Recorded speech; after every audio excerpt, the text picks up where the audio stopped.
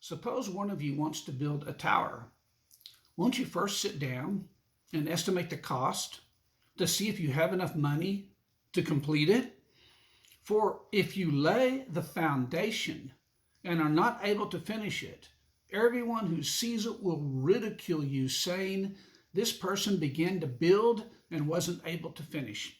When I was a little boy growing up in Tulsa, Oklahoma, a company started to build a big shopping mall out on East 21st Street. And after a year or so of construction, when the building was far from finished, the project went belly up. The company went belly up and they couldn't complete it. And it was dormant for over 10 years. And everyone would drive by and say, "What is this?" They spent all of this money laying a foundation and building walls, and then they weren't able to complete it, and the building is sitting there. It's a waste of money. Finally, a company came in and bought it and finished the project. The point Jesus is making is count the cost of being a disciple. It's shameful to say you're a follower of Jesus, to say you're a Christian and then later turn back because you're unwilling to pay the price, you're unwilling to pay the cost. Count the cost. And what will it cost you? What will it cost you to follow Jesus? Now I want to say his grace and his love and his mercy are good and wonderful gifts, and we will forever be blessed as children of God. But in this world, we will have trouble. And the cost is that the world will hate you.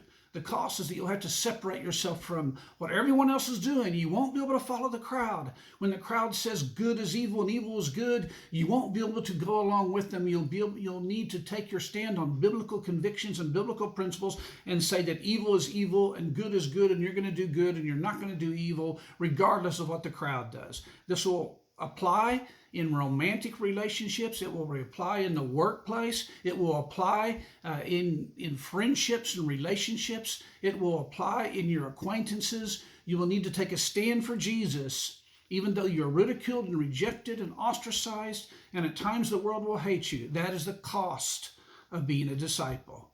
Will you count the cost, and are you able to pay the cost of discipleship? This is Pastor Mark Wright of Everest Road Christian Church, and this has been one more episode in this series, The Cost of Discipleship.